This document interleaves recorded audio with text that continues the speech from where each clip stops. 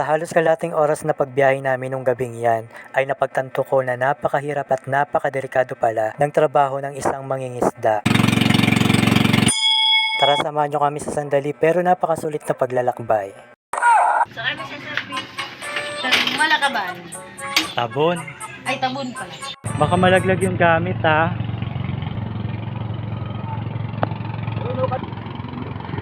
Eto na guys, babiyahe na kami.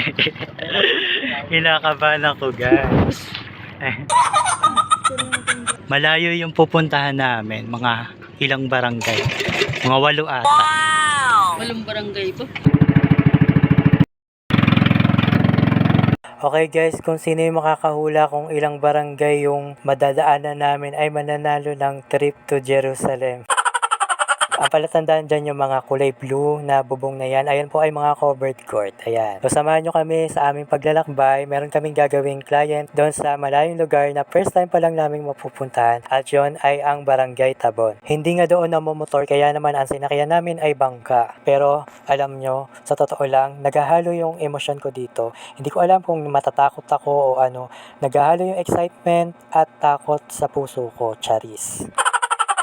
O nabilang nyo na ba kung pang ilang barangay na tayo? Sa totoo lang nung una natatakot talaga ako kasi lalo na nung pagkakita ko yung sundo namin ay bangkang maliit. Hindi naman siya ganong kaliitan pero wala siyang palangoy. Yun yung inaalala ko. Pero kung ito ba naman yung makikita mo sa paligid mo, mawawala talaga yung kaba mo. As in napakaganda. Ang pakiramdam ko parang magical. Parang bigla kang sumakses. Punong-puno ka ng energy sa mga nakikita mo, yung mga bundok, tapos ang daming puno, yung preskong hangin, tapos kakaiba talaga yung energy na napipil ko dyan kasi yung parang alam mo, yung hatak niya nakakagaan talaga ng loob.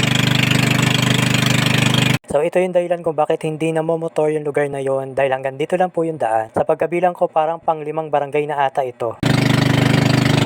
Ito nga palang pinapanood nyo ay ang tinaguriang pinakamahabang isla sa buong Pilipinas. Ito po ay parte ng Laguna de Bay at tinatawag po itong Talim Island dahil po ang korte niya sa mapa ay Hugis, Itak. At medyo malapit-lapit na nga po tayo at nakikita ko na yung lugar na yon. Doon nga po pala banda yung Barangay Tabon. Oh my God, kung makikita nyo yan, yung bundok na yan, alam nyo talaga, as in, nakakamangha. Makikita mo rin sa parting yan yung mga rock formation, yung mga ano pala yan, mga fish pond, napakadami. Parang ito ata yung spot na napakaraming fish pond. O pang ilang barangay na ba tayo, nabilang nyo ba?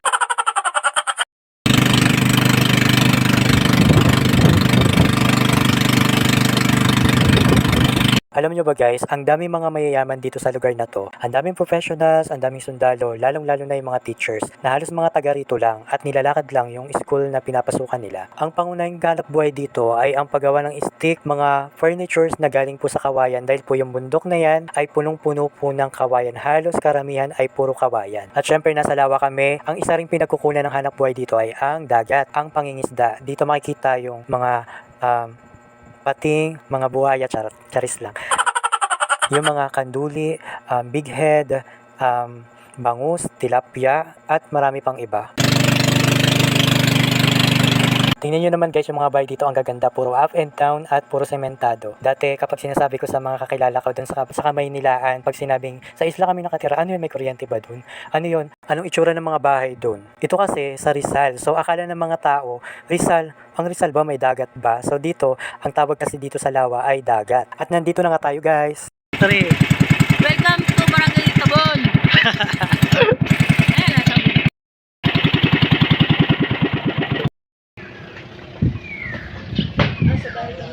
Ito ang Barangay Tabon. Ito ay nahahati sa dalawa, ang malamig at mainit. Dito kasi guys, wala pa silang tubig na hose, yung parang nawasa. Dito kasi puro poso, tapos may mga sarili silang deep well. Ito na nga pala yung bahay ng client namin, napakaganda ng bahay nila. Tapos sinalubong kami ng pusa at nung aso na napaka-cute at napakalambing. Siya nga pala kung bakit ko nasabing malamig at mainit dahil may barangay dito. Dahil ito nga ay tinaguri ang pinakamalaking kaldera sa buong mundo or pinakamalaking bulkan sa buong mundo pero hindi na siya active. So masasabi natin may bulkan nga dito dati dahil may parte dito na maiinit yung tubig na lumalabas sa poso na halos pwede ka makapagluto ng itlog. Ito si Ate Eka, ilang beses na namin siya nagawa. Siya nga pala may-ari ng bahay. Tapos ito si Ate, nagawa na rin namin siya dati. Kung makikita nyo yung buhok niya, napakaganda pa rin nung dati niyang ribbon. Pero mahaba na yung tubo niya. Mga 2 taon na mahigit yung tinubo ng buhok niya. Tapos nagkulay siya dyan ng sarili. Papansin nyo dyan sa harap, may kulay dyan. Dahil nagsarili nga siya ng kulay. Tapos nilagyan natin siya ng ipit dahil papasok na siya sa school. Ayan, nilagyan na natin siya ng kulay. Nag-develop na yung color. Napapansin nyo naman. Tapos ito yung pangalawa namin ginawa. Taga dito lang din siya. First time namin siyang mahahawakan. Meron siyang regrowth. Mga 7 months na yan. Tapos kung makikita nyo, may regrowth. Sa bandang gitna, straight, sa bandang dulo naman buwaghag. Ayun yung gagawin natin, yung bandang dulo na buwaghag at yung regrowth niya. So lahat nga sila magpapakulay, magpapariban at magpapatreatment. At ito nga, kumain muna kami dahil nagutom na kami. Tapos ito nakulayan na natin si Ate, pinantay natin yung color niya. Kung makikita nyo, pumantay na dahil pinantay natin yung kulay niya. Pagdalos natin siya kulayan, nilagyan natin siya ng gamot. So dahil kulot nga si ma'am, kailangan medyo sagad-sagad natin sa anit pero hindi nakadikit. At dahil nga sa pagod at ambanas kanina napakainit, ay nakalimutan kong pagpipicturean, pagbibidyoan yung mga buhok nila. At ito nga guys, uuwi na kami. Maraming salamat sa panonood.